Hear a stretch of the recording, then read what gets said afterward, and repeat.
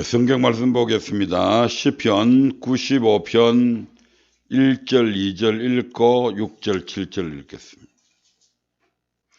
오라 우리가 여호와께 노래하며 우리 구원의 반석을 향하여 절거이 부르자.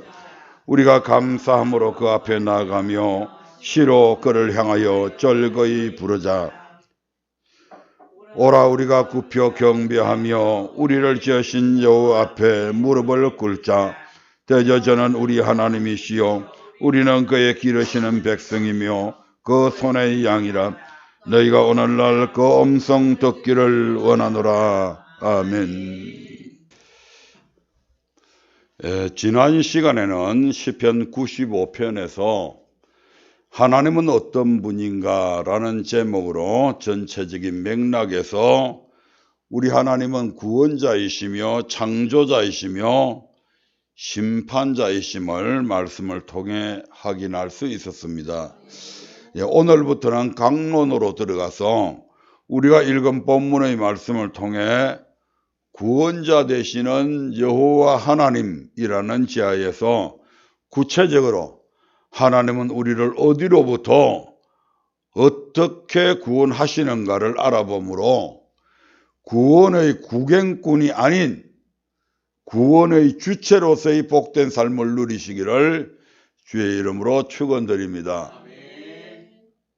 늘 교회 안에 있으면서도 마치 구원의 구경꾼들처럼 저 뒷전에 앉아서 팔짱을 요래 딱 끼고 오늘은 무슨 얘기를 하나 이렇게 구경꾼처럼 와서 듣는 사람들이 가끔 가다가 교회 보면 많이 있어요. 아멘. 그 사람은 절대로 구원의 그 기쁨을 맛볼 수가 없습니다. 늘 아웃사이드에서 저렇게 하는 건가? 저렇게 되는 건가? 머리를 끄덕거릴 수는 있어도 구원의 기쁨을 맛볼 수는 없을 것입니다. 우리 하나님께서 오늘 시편 95편 1절에 보면 오라 우리가 여호와께 노래하며 우리 구원의 반석을 향하여 절거이 부르자. 즉 여호와 하나님은 우리의 구원자이시다. 라는 것을 우리에게 말씀하고 있습니다. 그런데 우리는 많은 경험들을 통해서 또 많은 목사님들을 통해서 말씀을 듣고 있지만 구원을 하나의 시각에서 볼 때가 너무 많이 있습니다. 하지만 성경에는 구원이 적어도 3가지 정도로 요약을 해놓고 있음을 보게 됩니다. 그 첫 번째가 바로 죄에서의 구원입니다. 출애굽기 6장 6절의 말씀을 한번 볼까요? 다 찾으신 줄 알고 같이 읽겠습니다. 그러므로 이스라엘 자손에게 말하기를 나는 여호와라. 내가 애굽 사람의 무거운 짐 밑에서 너희를 빼어내며 그 고역에서 너희를 건지며 편팔과 큰 재앙으로 너희를 구속하여. 아멘. 이스라엘 백성들은 요셉 때에 야곱이가 자기의 식솔들을 다 이끌고 요셉이가 애굽의 총리로 있을 때에 애굽에서 내려가서 살게 됩니다. 요셉이 살아있을 때까지만 해도 요셉이는 애굽의 총리였고 요셉 때문에 애굽의 왕실이 튼튼해졌기 때문에 그 공로를 인정해서 이스라엘 백성들은 정말 나그네 그 애굽에 있어서의 본토인이 아니고 오히려 나그네잖아요. 그럼에도 불구하고 그들은 본토인들보다 더 여유로운 삶을 살 수가 있었습니다. 그러나 요셉이가 죽게 되고 그것을 요셉의 공적을 알지 못하는 다른 왕이 이제 바로로 등극하게 되었을 때에 오히려 이스라엘 백성들이 그 급속히 불어나는 그 모습들을 보면서 애굽의 왕이 두려워하기 시작하고 그때부터 이스라엘 백성들을 노예로 삼아버리게 됩니다. 이렇게 자그마치 노예로 살게 된 지가 400년이라고 하는 기간이 흘러가게 되는 거죠. 그러면서 그 노예 생활 속에서 얼마나 엄청난 고통을 겪게 되는지 모릅니다. 그리고 이스라엘 백성들은 그 애굽의 노역 속에서 고통하는 신음소리를 내게 되는 거죠. 그런데 우리 하나님께서는 그 이스라엘 백성들의 신음소리, 이스라엘 백성들의 그 기도 소리에 소리를 들으시고 애굽에서 구원해 내셔야 될 때가 되었음을 기억하고 이스라엘 백성들 애굽에서 건져내시게 됩니다. 이스라엘 백성들은 400년 동안 노예 생활을 했고 그 인구가 엄청나게 불어났음에도 불구하고 그들은 감히 애굽의 적 군대를 이기고 우리가 저 바깥 세상으로 자유로운 세계로 나갈 수 있다고 하는 그런 자신감을 전혀 가지지 못했고 그런 것을 상상해 보지도 못했습니다. 왜냐하면 애굽의 세력이 그 당시에 엄청스러운 부와 그러한 막강한 군대를 가지고 있었기 때문에 그들은 엄두를 낼 수가 없었습니다. 그래서 그들의 힘으로는 자력으로는 도무지 그 애굽에서 구원받을 수 없는 이스라엘 백성들이었습니다. 그런데 오늘 출애굽기 6장 6절에서 우리 하나님은 그들을 이 애굽의 노역에서 건져 구원해 주겠다. 내가 애굽에서 너희를 구원해 주겠다. 이렇게 지금 선포하고 있는 겁니다. 아멘. 이 애굽에서의 구원, 이 노예로부터의 구원, 이것을 가리켜서 바로 신약에서는 죄에서 구원하는 것이다 이렇게 말씀하고 있습니다. 우리가 죄에서 구원받을 수 있는 것, 죄에서 자유로워질 수 있는 것, 이건 절대로 우리 힘으로 되는 것이 아니다 이 말입니다. 우리 하나님의 역사가 없이는 불가능한 일들입니다. 네. 여러분, 인간의 비극은 어디로부터 시작되었다고 봅니까? 우리 이 땅에 살아가는 날 동안 수많은 비극적인 그런 일들을 많이 겪게 되고 많은 것을 보게 되잖아요. 그럼 비극이 어디로부터 왔다고 생각하시나 이 말입니다. 바로 성경은 그것이 죄로부터 시작되었음을 말씀하고 있습니다. 예. 죄가 무엇입니까?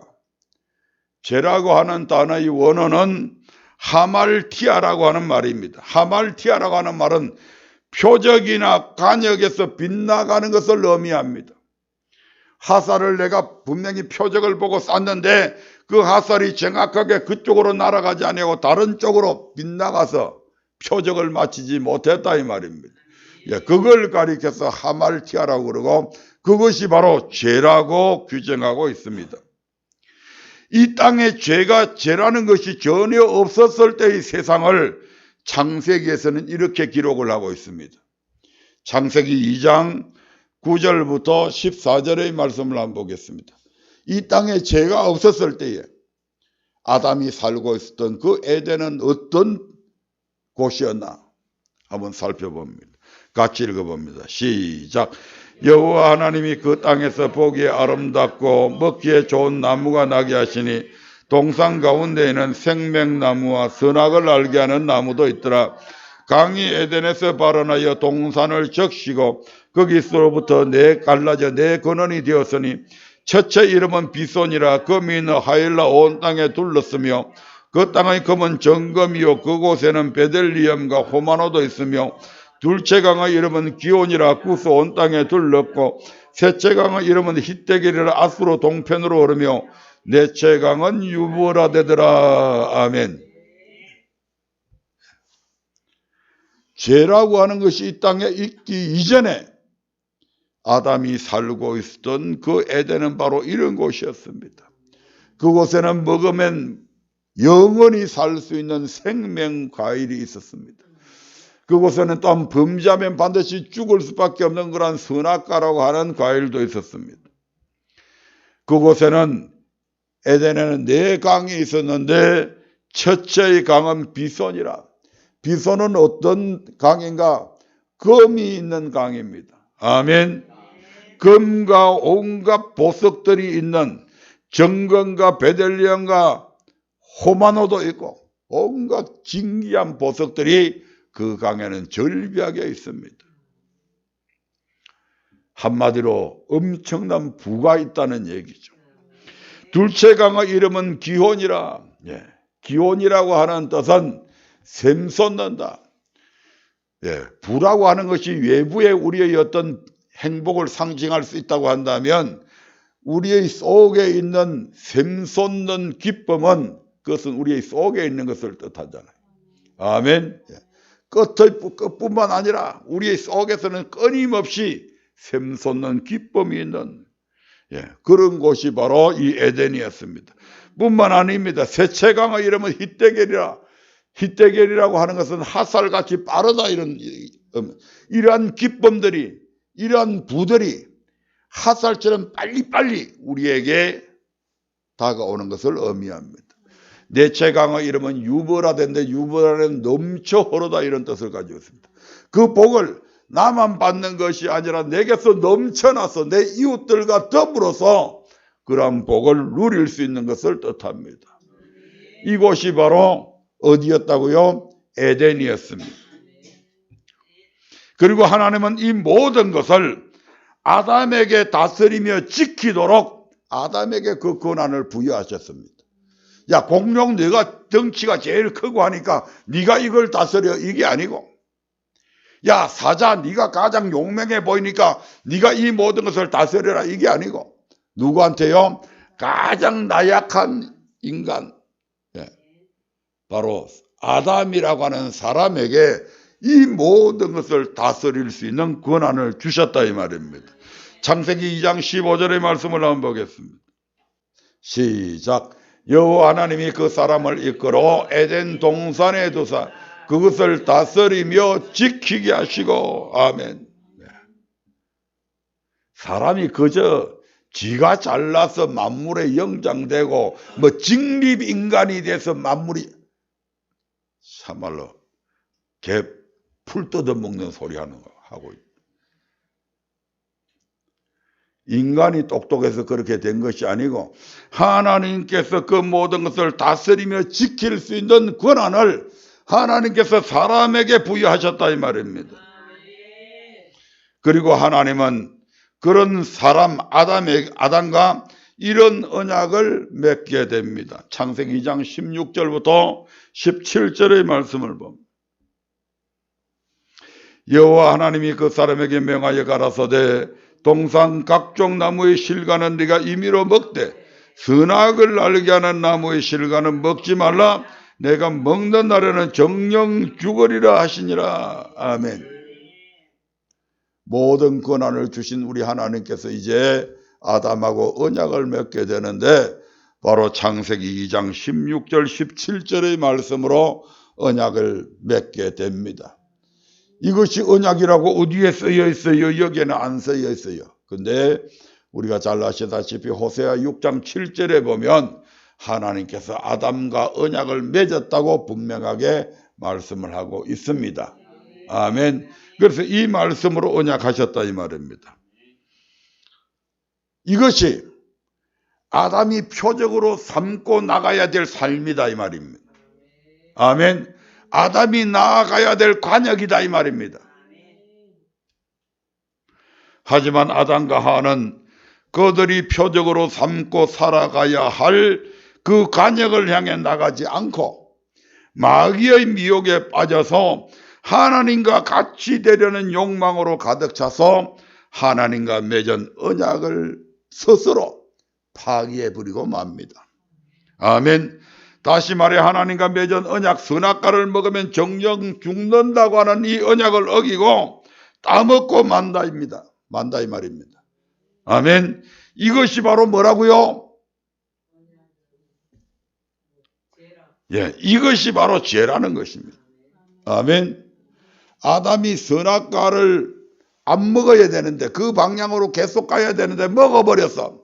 다른 방향으로 가버렸어. 아멘. 이것이 뭐라고요? 죄입니다. 아멘. 그리고 그 죄의 결과는 이렇게 나타납니다. 창세기 3장 8절을 한번 볼까요? 같이 읽어봅니다. 시작. 그들이 날이 서늘할 때에 동산에 거니시는 여호와 하나님의 음성을 듣고 아담과 그 아내가 여호와 하나님의 낯을 피하여 동산 나무 사이에 숨은지라. 이 선악과를 따먹고 난 이후에 첫 번째 나타난 아담의 행동, 아담과 하와의 행동입니다. 어떻게 됐다고요? 하나님과의 관계가 단절되어 버린 겁니다. 아멘. 이것이 죄를 지은 인간에게 나타난 첫 번째 죄의 결과입니다. 죄를 지으면 어떻게 된다고요? 하나님과 우리 사이가 단절되어 버린다고요. 죄가 하나님과 우리 사이를 막아버린다고요.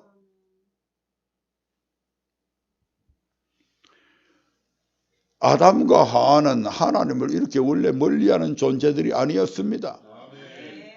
이 에덴에서 살면서 하나님은 수시로 이 아담에게 찾아오셨는데, 이 아담에게 찾아올 때마다 아담이 얼마나 아담과 하와가 기쁜 마음으로 즐거움으로 이 하나님을 맞이했는지 모른다 이 말입니다. 하나님이 오시는 기척만 들으면 여보 하나님 오신 것 같아. 에이, 어디 이런 정도로. 그래서 그 하나님 앞에 나아가기를 즐거워했고, 그 하나님과 대화하기를 즐거워했고, 그 하나님과 하루 종일 그냥 있어도 무료함이 없는 그런 삶을 살았다 이 말입니다. 그런데 이 선악과를 딱 따먹고 난 이후에 하나님이 어디에요? 예. 하나님이 날이 서늘할 동안에 동산에 거니시는 여호와의 음성을 듣고, 하나님이 지금 가까이 오셨다는 그런 기척을 느꼈다 이 말입니다. 아멘. 그리고 하나님이 찾아보니까 아담이 없는 거예요. 아담아 어디 있느냐? 그러니까 할 수 없이 나무 뒤에 숨어 있다가 살며시 나가서 제가 여기 숨어 있습니다 하고 고백하게 되잖아요. 아멘. 하나님을 기쁨으로 맞이했던 그런 아담의 삶이 완전히 하나님을 두려워해서 자꾸 하나님으로부터 멀어져 가게 되는 겁니다. 죄를 짓게 되면요, 우리가 하나님 앞에 나아갈 수가 없습니다. 마치 빛이 어둠에 가까이 가면 갈수록 어둠은 더 멀리 달아나 버리는 것과 똑같은 이치예요. 아멘. 가인이 하나님 앞에 죄를 지었을 때에 하나님 앞에 예배 드린다고 몸뚱아리는 나와 있지만 가인의 얼굴은 하나님 앞에 고개를 못 들잖아요. 똑같은 이치잖아요. 죄 지은 사람 치고, 물론 철면피한 사람들도 요즘 많이 있었다만 고개 빳빳하게 치기 들고 있는 사람이 있어요. 거의 대부분이 고개 숙이잖아요. 부끄럽다 이 말입니다. 창피하다 이 말이죠. 아담이 죄를 지었을 때에 첫 번째 나타나는 이 모습이 바로 하나님과의 관계가 단절되어 버린 것. 아멘. 두 번째로 죄의 결과는 어떻게 나타나는가? 3장 12절의 말씀을 한번 보겠습니다. 3장 12절입니다. 같이 읽어봅니다. 아담이 가로되 하나님이 주셔서 나와 함께 하신 여자 그가 그 나무 실과를 내게 주므로 내가 먹었나이다. 무슨 말입니까? 하나님이 아담에게 내 너한테 분명히 선악과 먹으면 정령 죽는다고 그랬잖냐. 그런데 이놈아 어떻게 그 선악과를 먹게 되냐. 그러니까 하나님이 주셔서 나와 함께 하신 이 여자 그가 그 나무 실과를 내게 주므로 내가 먹었나이다. 지금 자기가 핑계대고 있는 그 여자가 누굽니까? 내 뼈 중에 뼈요 내 살 중에 살이라. 부모를 떠나 둘이 연합해서 한 몸이 될지니라. 누구에게 핑계댔다고요? 자기 아내에게 핑계댔다고요. 그 아내가 누구라고요? 자기 몸이라고요.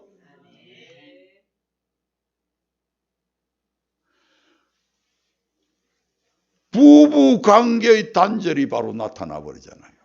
아멘. 부부 사이에 헐떡하는 그 모든 문제들이 바로 죄로 말미암아 일어났다 이 말입니다. 여기서도 그렇게 나오잖아요. 얼마나 아담이 하와를 사랑했는지. 이는 내 뼈 중의 뼈요 내 살 중의 살이다. 그리고 하나님은 그들을 향해서 너희들이 이제는 부모를 떠나서 둘이 한 몸이 되어라. 부모와 자녀는 이촌이지만 이거는 같은 촌이잖아요.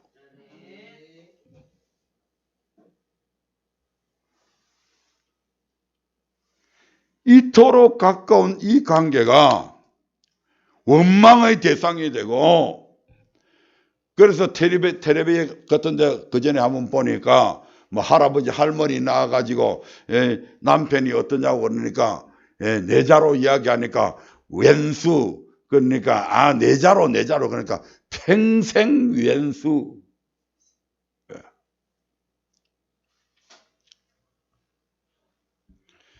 그리고 결국은 어떤 일이 일어나게 됩니까?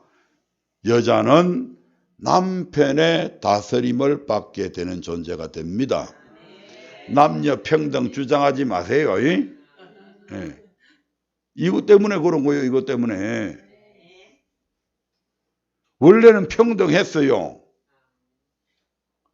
그런데 이것 때문에 하나님께서 등급을 밑을 내려버렸다니까. 평생 살아가면서 남편의 다스림을 받게 될 것이다. 쥐뿔도 아무것도 가진 게 없는데 그 남편 앞에 가면 그저 쥐 죽은 고양이처럼 이러고.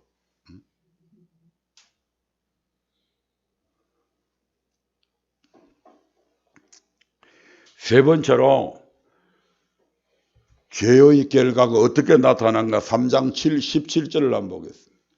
3장 17절입니다. 같이 읽어봅니다.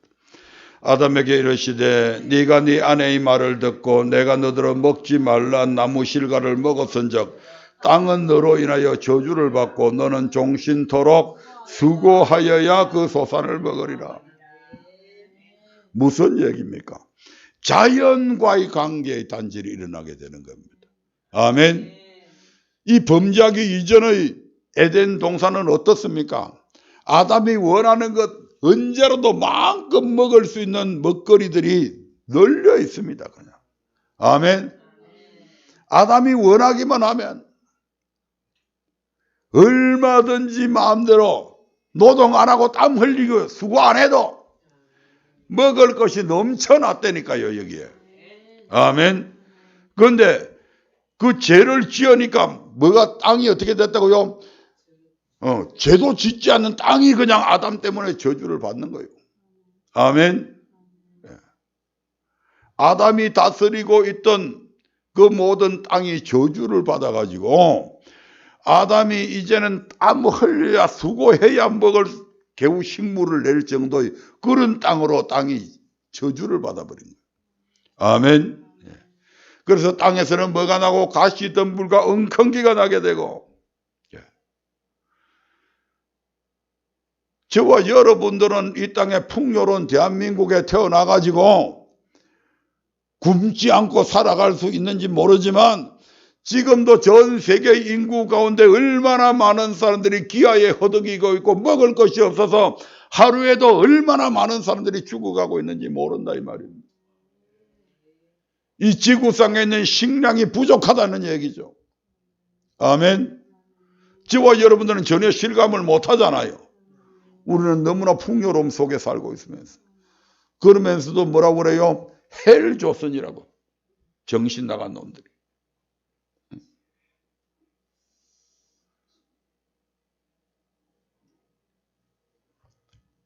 3년 전만 해도 대한민국은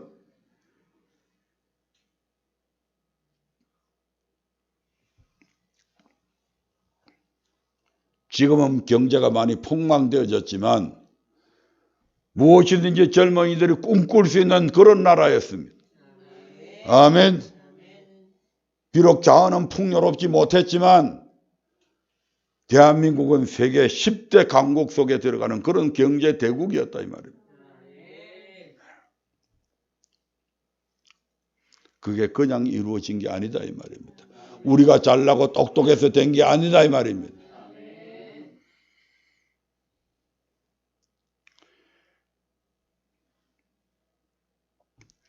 이뿐만이 아닙니다. 아담의 죄는 아담의 피를 받고 태어난 모든 사람에게 심대한 악영향을 미치게 됩니다. 아멘. 가장 중요한 부분이죠. 로마서 5장 12절의 말씀을 한번 보겠습니다. 아담이 죄를 짓기 이전과 아담이 죄를 짓고 난 이후의 삶이 판이하게 달라져. 같이 읽어봅니다. 시작. 이름으로 한 사람으로 말미암아 죄가 세상에 들어오고 죄로 말미암아 사망이 왔나니 이와 같이 모든 사람이 죄를 지었으므로 사람이 모든 사람에게 이르렀느니라. 아멘. 한 사람 아담으로 말미암아 죄라고 하는 것이 세상에 들어오게 되었고 그 죄의 유전자가 그의 모든 후손, 아담의 피를 받고 태어난 모든 후손들에게 죄의 DNA가 그대로 유전되어 내려오잖아요. 아멘. 그 결과 모든 사람들도 아담처럼 죄를 짓게 되고 아담처럼 사망에 이르게 되었다 이 말입니다.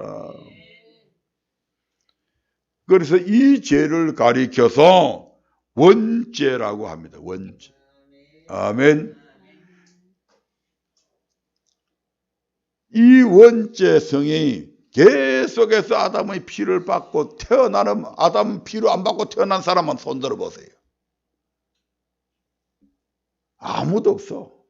전부 다 아담의 피를 받고 태어납니다. 그러니까 전부 다 아담의 원죄를 다 원죄의 영향을 받고 태어난다 이 말입니다. 그래서 성경은 뭐라고 이야기하고 있어요? 의인은 없나니 하나도 없다고 선언하고 있는 것입니다. 이로 말미암아 인간은 절대로 죽음을 피할 수 없는 절망적 존재가 되고 맙니다. 아멘. 이 절망적 죽음에서 구원을 받으려면 누군가가 무슨 문제를 해결해야 해요? 죄의 문제를 해결해야 됩니다. 이 죄로 말미암아 모든 것이 비롯되어졌기 때문에 죽음까지도 죄의 결과로 말미암아 나타나는 거잖아요. 그러므로 이 죄의 문제를 누군가는 해결해야 되는 거예요. 이래야 비로소 우리가 살 수 있는 어떤 희망이 생긴다 이 말이에요. 왜냐하면 죽음이라는 것이 죄 때문에 저 죄의 다시 말하면 죄값으로 지불되어지는 것이 바로 죽음이다 이 말입니다. 그 죽음으로써 자기의 죄값을 치르는 거예요. 그런데 앞서 말씀드린 바와 같이 이 죄값을 치르려면 죄가 전혀 없는 자라야 하는데 이미 인간은 죄로 말미암아 전체가 다 오염된 상태이기에 이를 대신할 자가 전혀 없잖아요. 아멘. 있었어요? 없었어요. 전능하신 하나님은 이 모든 사실을 이미 알고 계셨기에 그래서 창세기 3장 15절에서 죄로 오염된 아담의 피와 상관없이 전 인류를 구원할 메시아를 이 땅에 보내줄 것인데 그 메시아는 누구의 후손으로 온다? 아담의 피를 아담의 피를 받아버리면 또 원죄를 갖고 태어나니까 아담의 피를 받지 아니한 여자의 후손으로 보내실 것을 약속하고 있잖아요. 그리고 신약에서는 오실 예수님에 대해서 이렇게 기록을 하고 있는 것입니다. 마태복음 1장 21절을 볼까요? 같이 읽습니다. 아들을 낳으리니 이름을 예수라 하라. 이는 그가 자기 백성을 저희 죄에서 구원할 자이심이라니라. 한번 더 읽어볼까요? 아들을 낳으리니 이름을 예수라 하라. 이는 그 이유는 그가 자기 백성을 저희 죄에서 구원할 자이심이라 아니라. 아멘. 예수는 어떤 분이라고요? 자기 백성을 죄에서 구원할 자다. 아멘. 많은 사람들이 예수 외에 다른 구원받을 길이 있는 줄로 착각을 하고 자기들 나름대로 참 지혜를 짜내서 비유를 하나 만들었는데 야, 산에 올라가는 길이 꼭 한 길만 있냐? 동에서 올라가는 길도 있고 서에서 올라가는 데 있고 산 뒷등성에서 올라가는 길도 있고 그래서 올라가면 정상에서 다 같이 마주치자냐? 어떻게 예수만 믿어서 꼭 천국 간다고 그러냐? 이런 헛소리 하는 사람들이 많이 있습니다. 그런데 성경은 어떻게 이야기하느냐? 사도행전 4장 12절의 말씀을 한번 보겠습니다. 시작. 다른 이로서는 구원을 얻을 수 없나니 천하 인간의 구원을 얻을 만한 다른 이름을 우리에게 주신 일이 없음이니라 하였더라. 다른 이로서는 구원을 얻을 수 없나니 천하 인간의 구원을 얻을 만한 다른 이름을 우리에게 주신 일이 없음이니라. 왜 다른 이로서는 구원을 없을까요? 왜 석가를 따라가면 구원이 없을까요? 왜 공자 따라가면 구원 없을까요? 왜 소크라테스 따라가면 구원이 없을까요? 왜 없어요? 그들은 무슨 문제를 해결하지 못했다? 죄의 문제를 해결하지 못했잖아요. 죄의 문제를 해결할 수 있는 능력이 있어요? 없잖아요. 누구의 피를 받고 태어났기 때문에? 아담의 피를 받고 태어났기 때문에 자기들 죄 때문에 자기들도 죽었어. 다른 사람 죄 때문에 죽은 것이 아니고 자기들 죄 때문에 죽었다고. 자기 죄의 문제도 해결하지 못해서 겨우 자기 죽음으로써 자기 죄의 문제를 해결했는데 다른 사람의 죄값을 자기들이 어떻게 치러줄 수 있는 거예요? 그래서 그들은 절대로 구원자가 될 수 있다 없다 못 되는 거예요.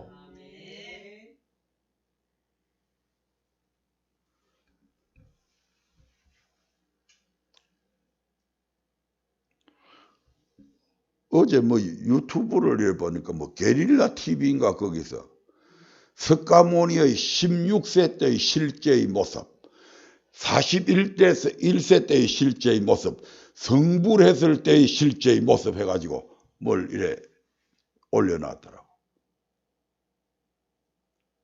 석가모니상은 엉터리입니다. 석가의 얼굴을 기억하고 있는 사람들이 있다 없다? 없어요. 그래서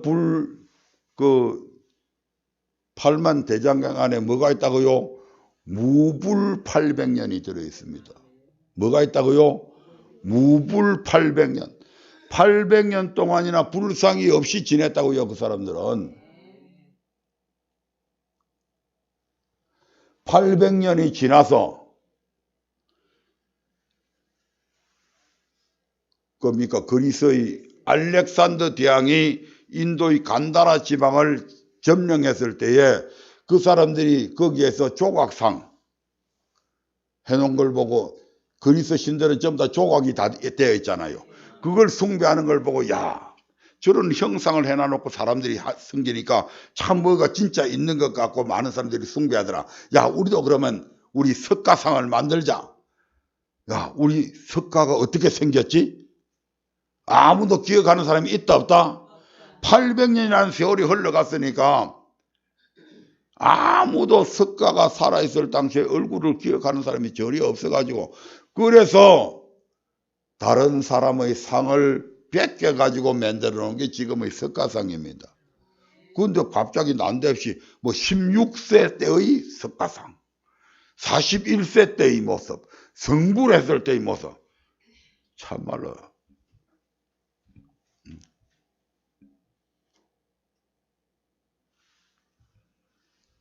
개는 풀을 뜯어먹기도 합디다마는 저는 보니까 이런 식으로 사람들을 속이고 있는 겁니다. 아멘. 다른 이로서는 절대로 구원받을 수 없습니다. 오직 예수만이 우리를 원죄에서 구원하실 수가 있습니다. 왜냐하면 그분만이 죄가 없으시기 때문입니다. 단순히 죄가 없으신 게 아니라 그분 죄 없으신 그분이 우리의 죄값을 치러 주셨기 때문이다 이 말입니다. 히브리서 4장 15절의 말씀을 한번 보겠습니다. 같이 읽습니다. 우리에게 있는 대제사장은 우리 연약함을 채울하지 아니하는 자가 아니요 모든 일에 우리와 한결같이 시험을 받은 자로되 죄는 없으시니라. 죄가 있다고요? 없어요. 죄가 있으면 그분이 대속할 수 있는 자격이 있어요? 없어요. 험이 있으면 화목 제물을 올릴 수 있어요? 없어요. 에베소서 1장 7절도 봅니다. 시작. 우리가 그리스도 안에서 그의 은혜의 풍성함을 따라 그의 피로 말미암아 구속 곧 제사함을 받았으니. 다시 말씀드리면 예수님께서 우리의 죄값을 치르시기 위해서 십자가에서 죽으셨음을 말합니다. 아멘. 그의 피로 말미암아. 피가 무엇을 상징하면 피는 뭡니까? 생명이잖아요. 다시 말씀드리면 예수의 생명으로 말미암아 그분의 생명을 십자가에 죽이심으로 말미암아 그래서 우리가 제사함을 받고 구속, 즉 하나님의 자녀가 되었다는 것입니다. 아멘. 골로새서 1장 14절도 보겠습니다.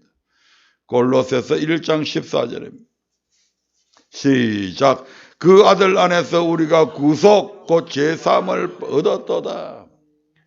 예수 그리스도 안에서, 예수 그리스도의 피의 공로 안에서, 예수님께서 우리를 위해서 십자가에 못 박아 죽으신 그 죽음 안에서, 아멘, 우리가 제사함을 얻었다고 말씀합니다.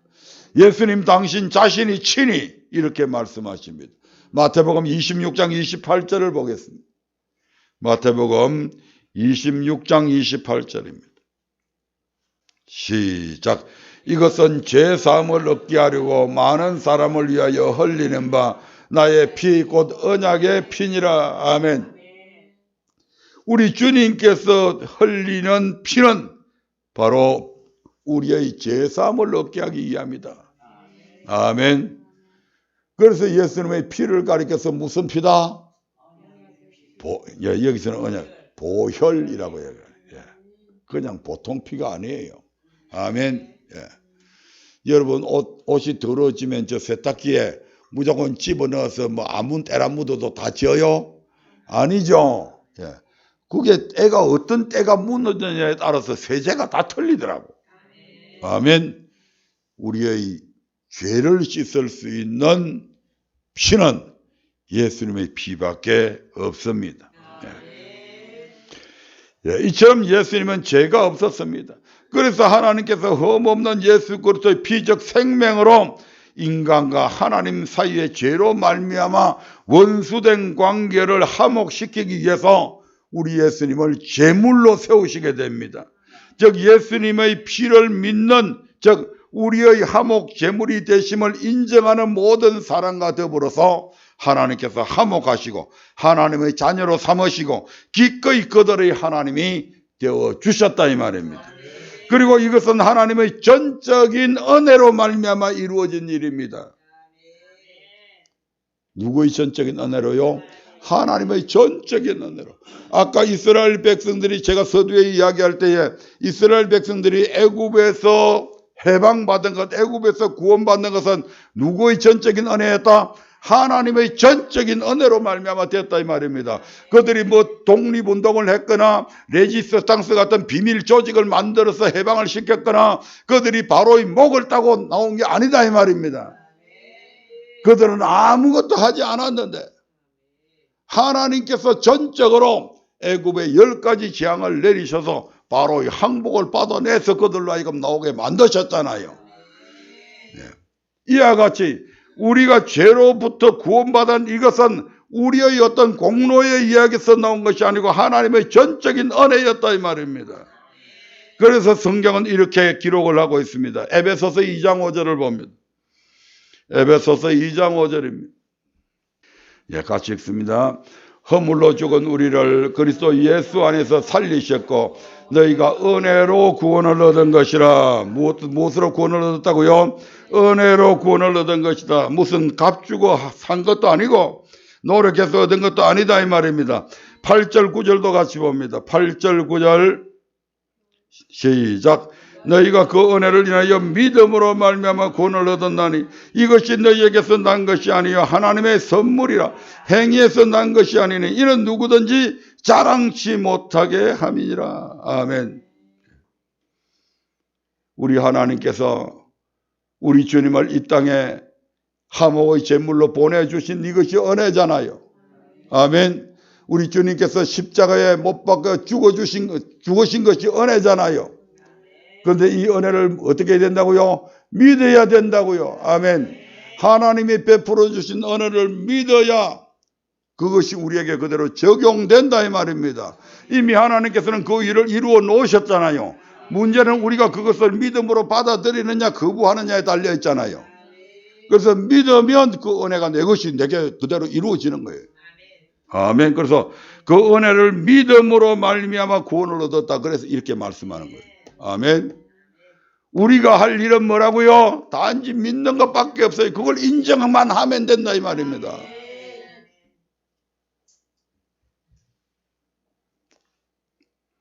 그래서 이것은 은혜로 말미암아 된 것입니다. 다시 말하면 우리의 어떤 선행이나 가문이 좋다거나 율법적인 행위나 공로로 이루어진 것이 아니라 애적을 물리치고 대한민국을 지킨 이순신 장군처럼 그런 일을 해야 되는 것이 아니다 이 말입니다. 하나님의 전적인 은혜로 말미암은 것이기에 하나님의 선물이라고 말씀하고 있잖아요. 그래서 하나님께서 다 하셨기 때문에 이 죄에서 구원받은 것, 이건 내 스스로 내가 이렇게 영리해 가지고 이걸 알아서 믿었다 이런 식으로 자랑하면 돼요 안 돼요? 안 된다 이 말입니다. 오직 하나님께만 영광을 돌리셔야 된다 이 말입니다.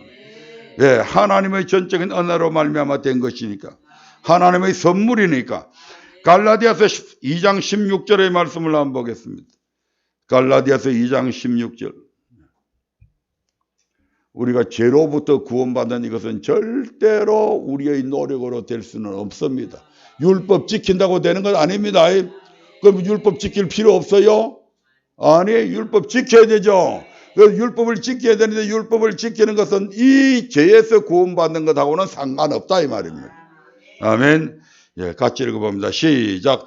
사람이 어렵게 되는 것은 율법의 행위에서 난 것이 아니요 오직 예수 그리스도를 믿음으로 말미암는 줄 아는 거로 우리도 그리스도 예수를 믿나니 이는 우리가 율법의 행위에서 아니고 그리스도를 믿음으로써 어렵담을 얻으려 함이라.